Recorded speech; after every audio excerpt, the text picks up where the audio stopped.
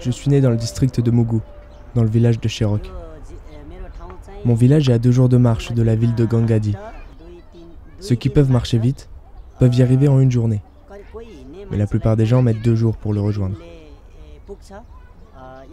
La route pour atteindre mon village est dangereuse. Les pierres peuvent glisser et vous emporter. Il y a quelques jours, une maison du village a été détruite par un rocher qui a chuté de la montagne.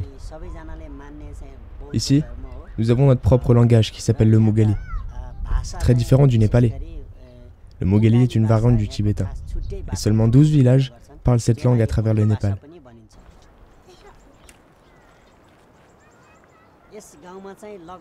Dans mon village, il y a environ 100 maisons et 500 à 600 personnes. Les maisons sont faites différemment de celles que l'on trouve en ville. Nous ne pouvons pas avoir accès à des briques, des barres métalliques ou du ciment. Alors elles sont construites avec ce qu'il y a à notre disposition, des pierres, du bois et de la boue. Elles sont faites en 3 parties. La première partie est au sol. C'est là où les habitants mettent les animaux. Au-dessus, c'est la pièce à vivre. C'est l'unique pièce de la maison.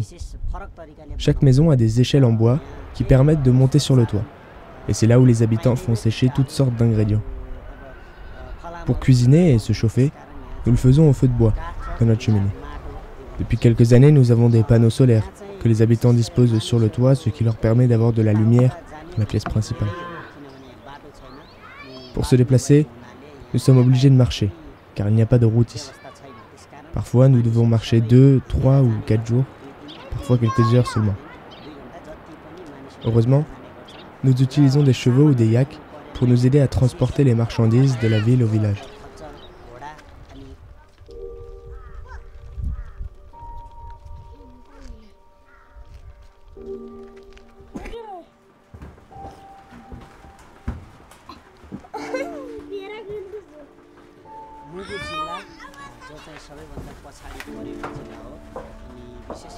Le district de Mugu est très reculé. Il est séparé en 4 zones. Karambek, Gambek, Katarbek et Sorubek. De ces 4 régions, Karambek est la plus éloignée. Il y a 12 villages dans la région de Karambek, et l'un d'entre eux est Cherok. Dans cette zone, les habitants appartiennent au peuple Tamang et Lama. Sur les sentiers, il y a des petits édifices religieux. Toutes les personnes de cette région sont bouddhistes. Dans le village, il y a un temple où les villageois se retrouvent pour des occasions particulières, des mariages, des enterrements. Ils y chantent et font des prières. Et dans chaque village, il y a un prêtre bouddhiste qui dirige les cultes. Les gens ici sont obligés de travailler dur dans les champs pour manger. Mais la terre montagneuse complique le travail. Et à cause de ça, les gens d'ici sont les plus pauvres du pays.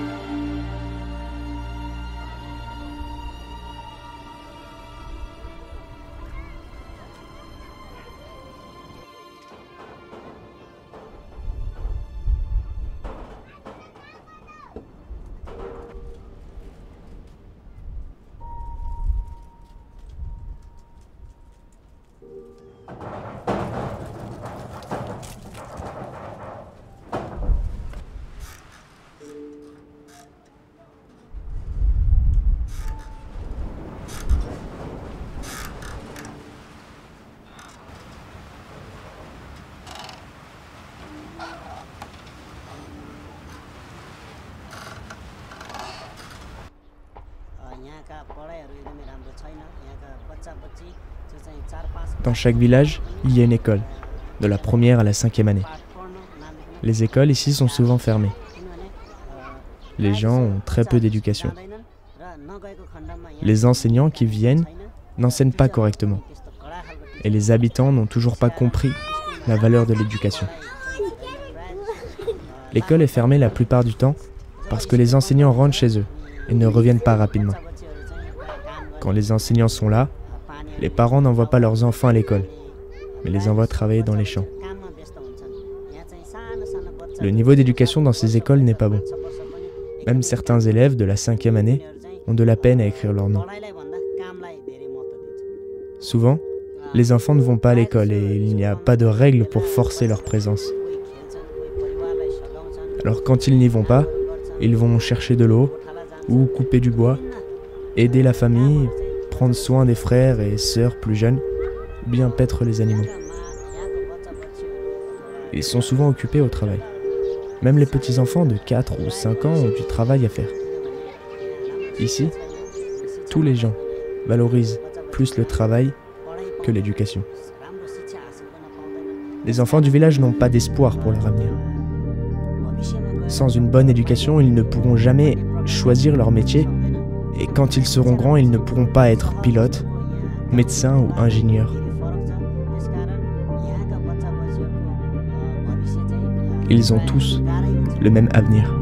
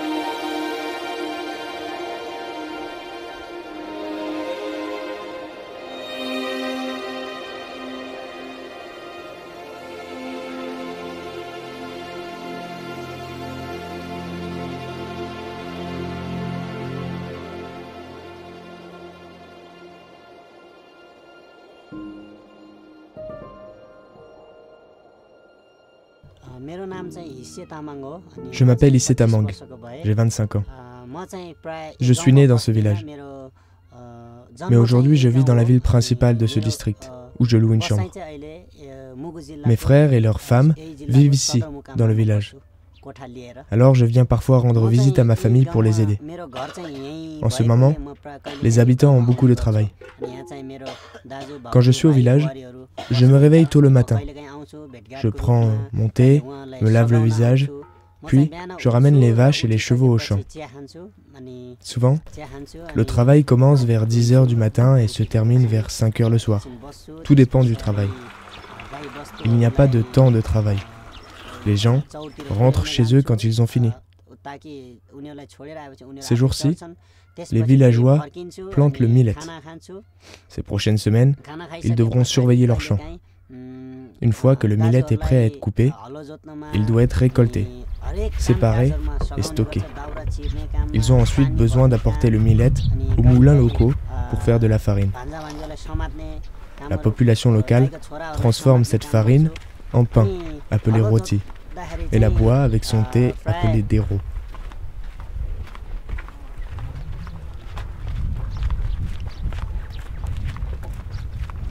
Dans quelques mois, les gens du village vont en haute montagne chercher le Ashagumba. Ils partent pendant environ un mois. C'est vraiment difficile de trouver ce champignon qui ne pousse que dans les hautes montagnes. On marche dans les montagnes pendant 2 ou 3 jours et on vit sous des tentes. Ce champignon pousse à plus de 5000 mètres d'altitude et on doit le trouver dans la neige et le froid. Généralement, ceux qui restent au village sont les personnes plus faibles, les petits-enfants ou les personnes âgées. Alors ils s'occupent des animaux et des champs, pendant que les jeunes actifs, en bonne santé, sont dans les montagnes.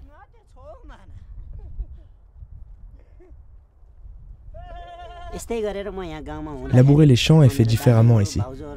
Une personne laboure avec un bœuf ou un yak, tandis que les autres brisent les gros morceaux de terre avec quelques outils. Parfois, quand le travail est trop long, nous faisons une petite pause et nous mangeons des pommes de terre au feu. Ce sont de bons moments.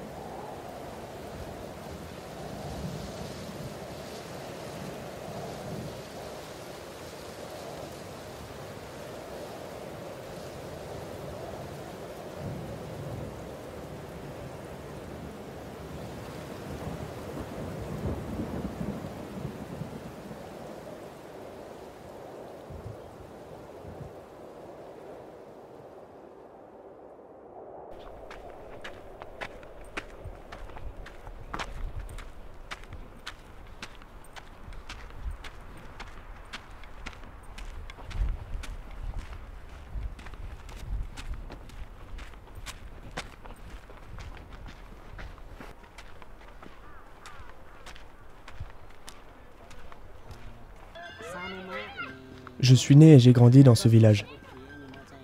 Quand j'avais environ 10 ans, mes parents m'ont envoyé dans la ville de Surkhet pour que je reçoive une éducation. Quand je suis allé pour la première fois à Surkhet, je ne pouvais pas parler la langue népalaise ou la lire. À cette époque, je parlais seulement ma langue locale. Je ne savais pas que cet événement allait changer ma vie. Pendant mon séjour, j'ai appris à parler le népalais. J'ai pu prendre du recul sur ma vie. J'ai appris à me comprendre, à me connaître. Au début, c'était vraiment dur d'étudier, mais ça devenait de plus en plus facile. Et de la première à la 9e année, j'étais premier de ma classe. J'étais vraiment bon à l'école. Alors j'ai continué à étudier à Surkhet jusqu'à ce que je reçoive mon diplôme. J'ai ensuite eu l'opportunité d'aller en Inde pour une formation spéciale. Quand je suis revenu d'Inde, je suis retourné à l'école à Surkhet pour 2 années supplémentaires. Une fois mes études terminées, je suis retourné dans mon propre district pour y vivre dans la ville principale. Je suis revenu dans cette région pour voir ma famille et faire de mon mieux pour améliorer la vie des gens de mon village d'origine. Jusqu'à présent, personne ne comprend l'importance de l'éducation. Quand les gens et les enfants peuvent apprendre plus, ils peuvent aussi avoir un avenir différent. J'ai pu choisir mon métier parce que j'ai pu aller à Surkhet, parce que ma mère et mon père m'ont envoyé là-bas. Et si j'étais resté au village, je n'aurais jamais eu la chance d'apprendre toutes ces choses. Et en ce moment, je ferais la même chose que mes grands-parents dans le passé. Je serais peut-être en train de boire de l'alcool comme tout le monde et travailler dans les champs pour vivre, pour manger. Sans éducation, les gens ne peuvent pas avancer. Dans cet endroit, il y a très peu d'occasions d'apprendre. Et il est difficile pour les gens de changer leur vie, leur avenir, de choisir leur métier. J'ai découvert que grâce à ce que j'ai appris, je suis devenu différent des gens de mon village. J'ai pu améliorer ma vie, avoir de l'espoir pour mon avenir, choisir mon métier. Plus petit, je n'aurais jamais imaginé cette vie pour moi. J'ai eu l'opportunité d'avoir une bonne éducation à Surkhet. Une éducation très différente de ce que l'on trouve dans le village. L'éducation que j'ai reçue a complètement changé mon avenir. Alors je veux partager cet enseignement avec mon peuple. Je veux apporter de l'enseignement à mon village. Avec des projets de développement communautaire, je veux utiliser les choses que j'ai apprises pour aider les gens de mon village. Et peut-être qu'un jour, eux aussi pourront être docteurs, pilotes ou ingénieurs. C'est pour ça que je suis venu vivre près de chez moi, pour que je puisse donner ce que j'ai eu la chance d'acquérir.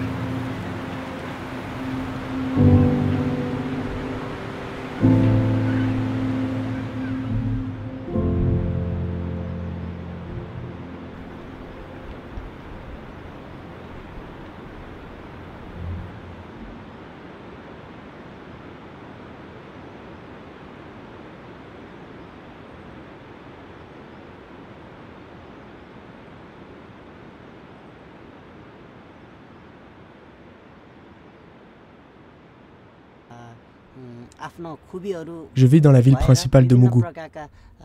Il y a une énorme différence entre la ville et mon village. J'aime le village parce qu'il est si beau. Toute la nourriture que nous mangeons est naturelle et cultivée.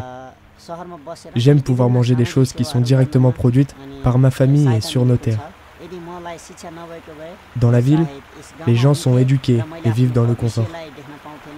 Il y a des hôpitaux, de grandes écoles et des transports.